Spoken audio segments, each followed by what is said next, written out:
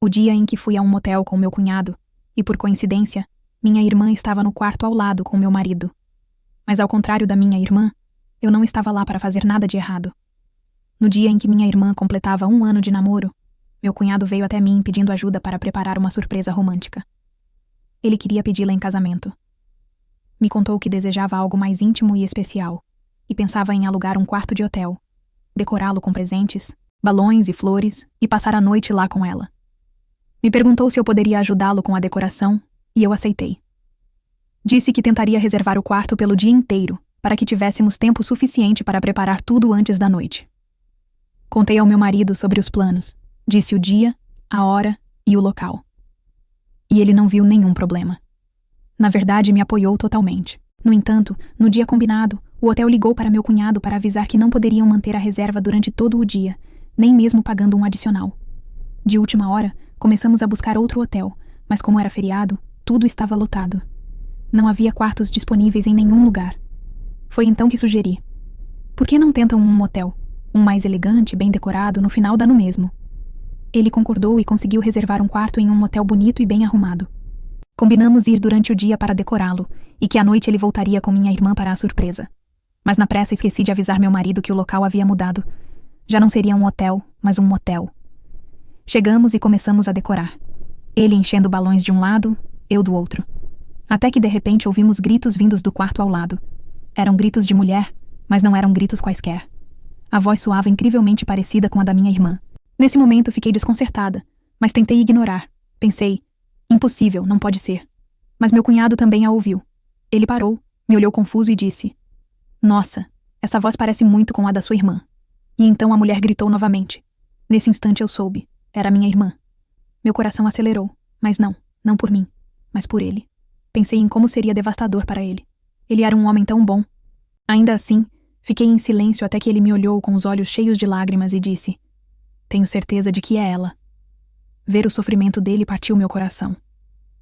E foi então que, embora desejasse com todo o meu ser que fosse apenas uma confusão, decidi bater na porta do quarto ao lado. No fundo, ainda tinha a esperança de estar errada. Bati na porta com força, o coração disparado, a mão tremendo. A cada segundo que passava, a angústia se tornava quase insuportável. Não houve resposta. Bati de novo, ainda mais forte. Podia ouvir movimentos do outro lado. Passos apressados, vozes abafadas, um arrastar de móveis. Estavam tentando ganhar tempo. Meu cunhado parado ao meu lado, tinha os olhos marejados e o maxilar travado. Eu podia sentir o desespero dele tanto quanto o meu. Não era só medo do que iríamos encontrar. Era o tipo de dor que a gente sente quando começa a entender que a vida vai se partir em dois, o antes e o depois daquela porta. Finalmente, depois de uma eternidade, a maçaneta girou. A porta se abriu com um rangido lento, como se até o próprio ambiente estivesse hesitante em revelar a podridão que escondia. Ali estava ela, minha irmã, despenteada com o rosto avermelhado, vestindo apenas uma blusa larga que de longe parecia não ser dela. Ela piscou, irritada com a claridade do corredor, e ao nos ver, a irritação virou choque. Mas durou apenas 1 segundo.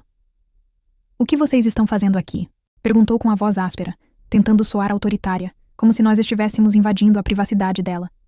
Antes que pudesse dizer qualquer coisa, vi por cima do ombro dela, e o que vi fez meu estômago se revirar.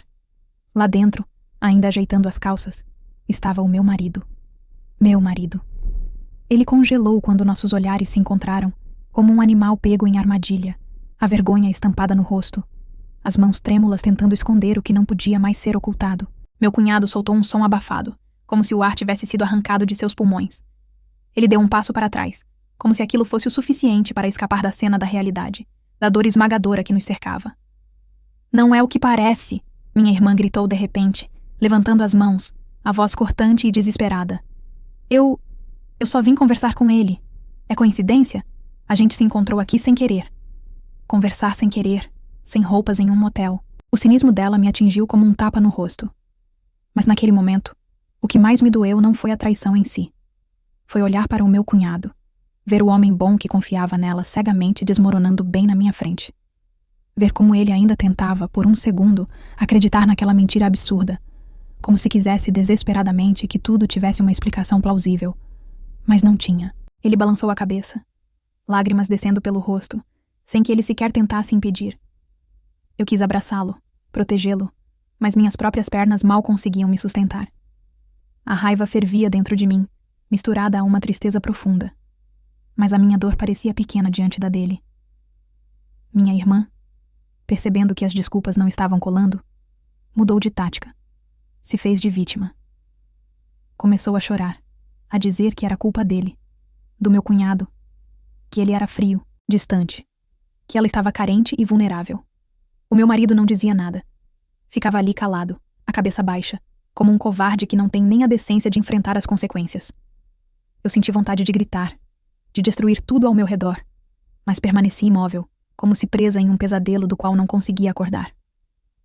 Vi meu cunhado se afastar cambaleando pelo corredor, como se cada passo doesse fisicamente. E eu o segui porque naquele momento eu sabia. Ele precisava de mim mais do que eu precisava daquelas explicações patéticas. Deixei minha irmã chorando, deixei meu marido envergonhado e jurei a mim mesma que aquela seria a última vez que eles me veriam abaixar a cabeça. Eles haviam me traído, mas a ferida que deixaram nele, essa eu jamais perdoaria. Saímos do corredor daquele motel, como se fugíssemos de uma explosão. O mundo parecia em câmera lenta. Eu ouvia meu próprio coração batendo alto nos meus ouvidos, as pernas fracas, o peito esmagado, o rosto do meu cunhado parecia o retrato da devastação. Ele não olhava para nada, não falava, apenas caminhava em linha reta como um fantasma. Quando chegamos ao estacionamento, ele desmoronou, encostou no capô do carro dele e começou a chorar. Não era um choro contido ou envergonhado. Era um choro de perder o ar, de dobrar o corpo de tanta dor, de soluçar como se a alma estivesse se rasgando por dentro. Eu nunca tinha visto um homem chorar assim. Nunca. Eu também queria chorar. Queria gritar até perder a voz, mas diante do sofrimento dele, me contive, porque de alguma forma aquilo me doía mais do que a traição que eu mesma tinha sofrido. Então, me aproximei devagar, sem dizer nada. Apenas fiquei ali ao lado dele, silenciosa, como quem tenta oferecer uma âncora para alguém se segurar no meio da tempestade. Demorou para ele conseguir respirar de forma normal. Quando finalmente ergueu o rosto, os olhos vermelhos e inchados, ele me olhou como se estivesse pedindo ajuda, sem usar palavras. "Vem comigo", sussurrei. Minha voz saiu falha, trêmula, mas ele entendeu. Entrei no meu carro e ele, sem discutir, me seguiu. Eu não podia voltar para casa, não podia encarar meu marido. Ex-marido. Eu já começava a corrigi-lo mentalmente e fingir que tudo estava normal. Não sabia nem por onde começar. Não sabia o que dizer, o que fazer. Só sabia que não queria deixá-lo sozinho. Quando chegamos na minha casa, uma casa que até aquela manhã parecia tão segura, tão cheia de planos e sonhos, o vazio me atingiu como uma marreta. Tudo ali carregava o cheiro dele. As fotos na estante, os casacos pendurados, a caneca de café na pia. Tudo agora era sujo, corrompido. O meu cunhado entrou hesitante, como se estivesse invadindo. Eu apenas travei a porta e larguei as chaves na primeira superfície que encontrei. Não havia mais regras, não havia mais protocolo para aquela situação. Estávamos os dois náufragos, tentando se agarrar a qualquer pedaço de madeira no mar revolto. Sentamos no sofá, sem coragem de olhar um para o outro. O silêncio era pesado, sufocante. Eu sentia as lágrimas queimando atrás dos olhos, mas me recusei a deixá-las cair. Eu tinha que ser forte. Por ele, por mim. Foi ele quem quebrou o silêncio primeiro com a voz rouca de tanto chorar. "O que a gente vai fazer?" A pergunta ficou no ar, pairando entre nós, como uma sentença. Eu fechei os olhos por um instante, tentando encontrar uma resposta, mas a verdade era que eu também não sabia. "Nada, ainda não", respondi baixinho. "A gente precisa pensar. Precisamos entender o que aconteceu. Processar." Ele balançou a cabeça lentamente, esfregando o rosto com as mãos. Parecia exausto, destruído. "Não quero vê-la, não quero ouvir a voz dela." "Não agora", murmurou. "Nem eu", confessei. "Vamos guardar isso só entre nós por enquanto. Não falar para ninguém, pelo menos até a gente conseguir respirar de novo." Ele concordou em silêncio. Não era um pacto de covardes. Era a última tentativa de preservar o que restava da nossa dignidade antes de enfrentar o mundo lá fora. Mas o sofrimento era insuportável. Cada segundo dentro daquela casa era como andar descalça sobre cacos de vidro. Cada lembrança me feria de um jeito novo, e pior. Não era só minha dor que eu carregava, era a dor dele também. Eu olhei para ele sentado ali com as mãos trêmulas e o olhar perdido, e algo dentro de mim se quebrou. Eles nos destruíram. Eles riam da nossa confiança, cuspiam na nossa lealdade.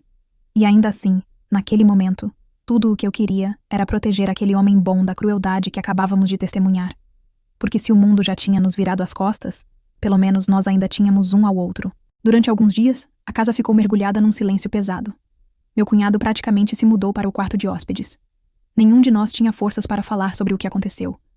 O único acordo silencioso era o de tentar, de alguma maneira, sobreviver à dor, cada um à sua maneira. Mas como em toda tragédia, a calmaria não duraria muito tempo. Numa tarde abafada, enquanto eu tentava me distrair, lavando a louça que eu já nem tinha vontade de usar, ouvi batidas fortes na porta. Senti o estômago embrulhar na hora. Algo me dizia que nada de bom viria dali. Abri a porta e lá estavam eles, minha irmã e meu... Deus, como era difícil ainda chamá-lo assim. Marido de mãos dadas, como se fossem vítimas de uma grande injustiça. O cinismo estampado nos rostos me causou ânsia. Podemos conversar? Minha irmã perguntou com uma voz doce que eu sabia ser pura falsidade. Não respondi.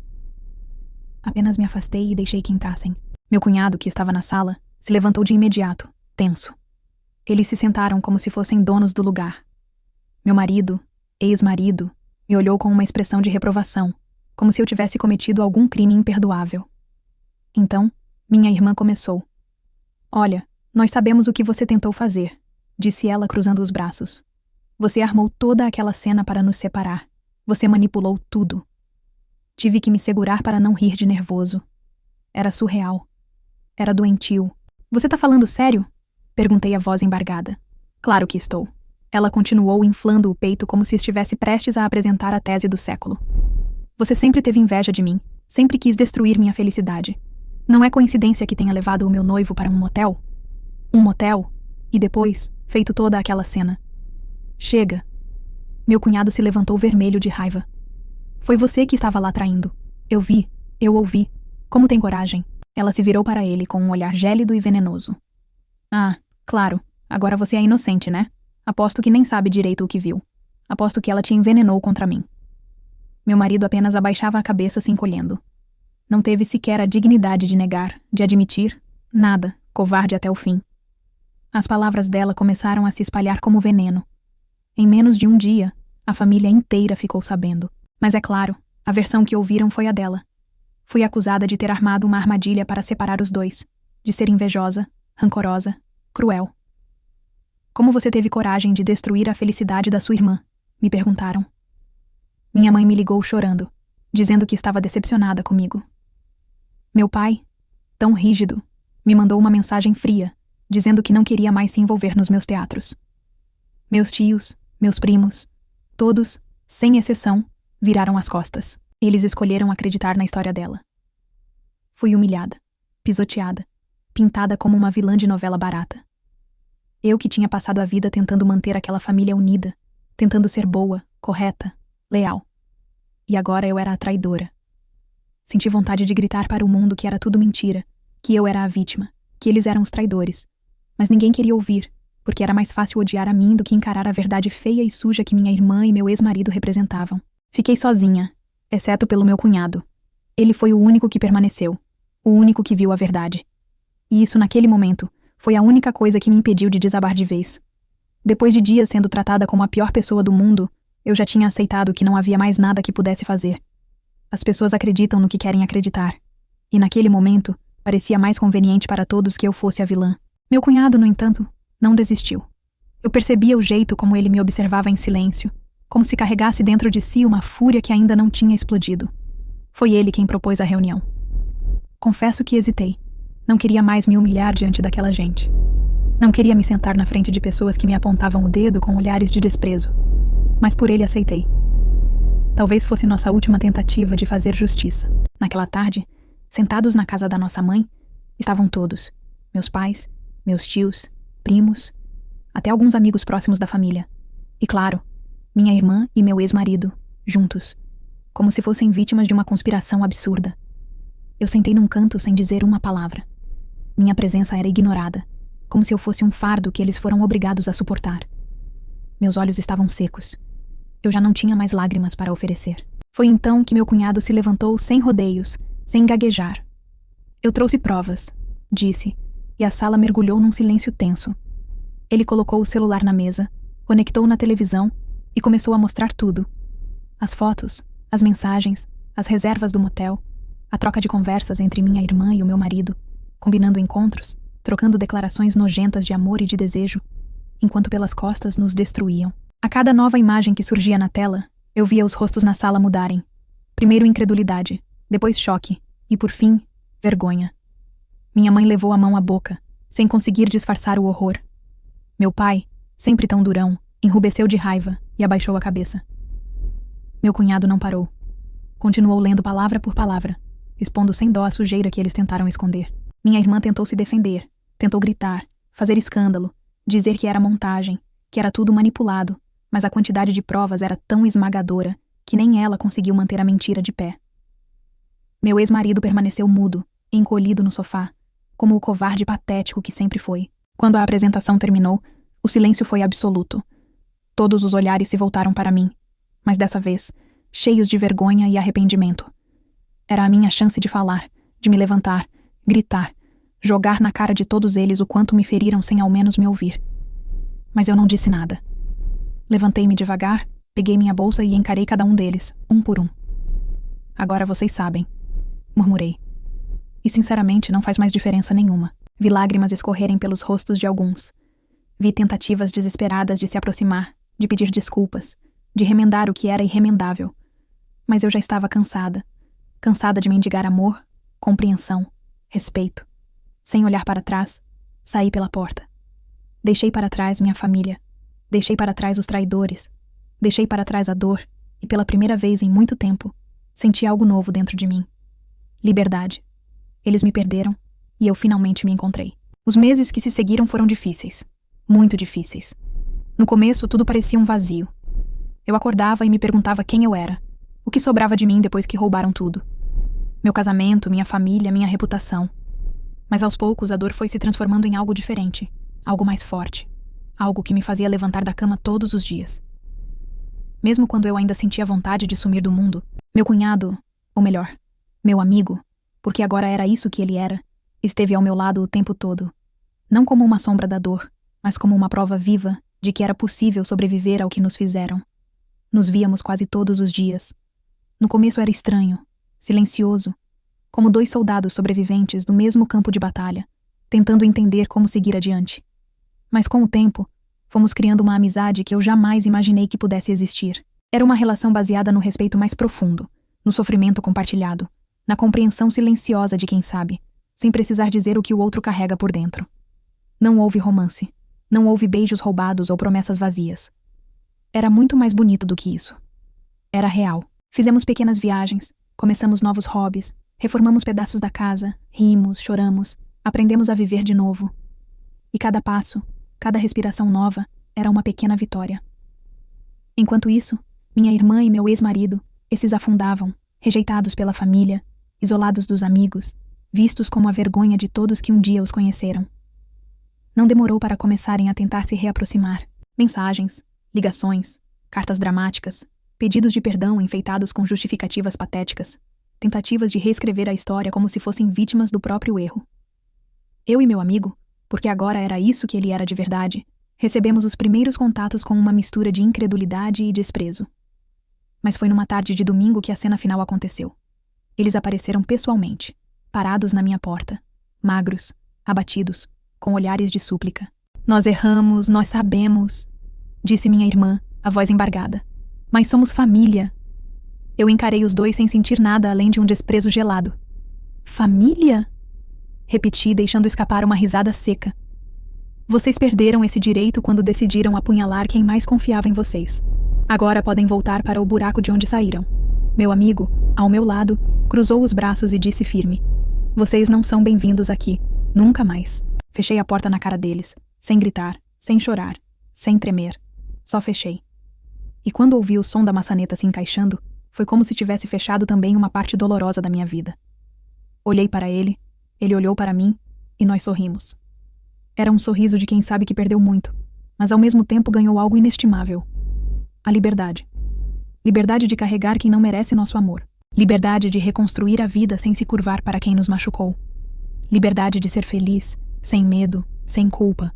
Hoje eu sei, às vezes as piores traições não nos destroem, elas nos libertam. O tempo passou. Quando digo isso, não é só o calendário que virou páginas. É como se as cicatrizes internas também fossem pouco a pouco se fechando. Ainda doíam às vezes em dias nublados da alma, mas no geral a vida voltava a ter cor.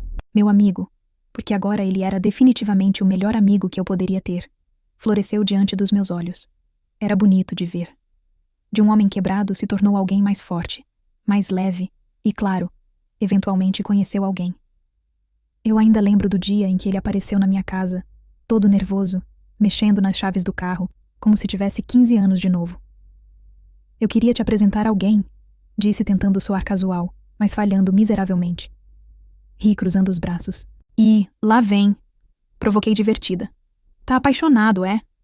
Ele ficou vermelho como um tomate maduro, e isso só me fez rir ainda mais. Não é isso? Quer dizer, é sério. Quero que você conheça. Quero saber o que você acha.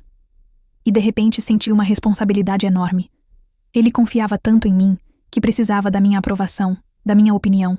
Era bonito, era raro. Marcamos de sair para jantar. Um lugar simples, sem pompa, do jeito que sempre gostamos. Quando ela chegou, eu entendi tudo. Era doce, verdadeira. O tipo de pessoa que não precisava dizer muita coisa para transmitir paz. Conversamos por horas, ri, me diverti, e no final dei meu veredito com o ar mais sério que consegui forçar. Bom, eu aprovo, mas só porque ela não fugiu depois de ver sua risada esquisita. Ele riu tão alto que fez o restaurante inteiro olhar para nossa mesa. Eu gargalhei junto. Ele estava feliz, e isso era o que mais importava para mim. Eu, por outro lado, tomei um caminho diferente. Depois de tudo o que vivi, percebi que não queria e nem precisava de um relacionamento para me sentir completa. Meu foco se tornou o trabalho. Mergulhei em projetos, cursos, novos desafios. Me redescobri capaz, forte, cheia de ambições, que antes eu achava que tinha que adiar para caber no molde de esposa perfeita. Não. Agora eu era minha própria prioridade. Me tornei minha melhor companhia. Às vezes, nas noites de sexta-feira, eu e meu amigo ainda nos encontrávamos para jogar conversa fora, relembrar nossos tombos e, principalmente, comemorar como conseguimos nos reerguer. Ele com um novo amor, eu com uma nova vida. E toda vez que nos despedíamos, eu voltava para casa com a certeza absoluta de que algumas perdas, por mais dolorosas que sejam, nos conduzem exatamente onde deveríamos estar. Porque às vezes, para encontrar a felicidade verdadeira, a gente primeiro precisa perder tudo aquilo que nos fazia pequenos. A vida tem seus próprios jeitos de mostrar que tudo acontece no tempo certo. Eu estava bem, verdadeiramente bem.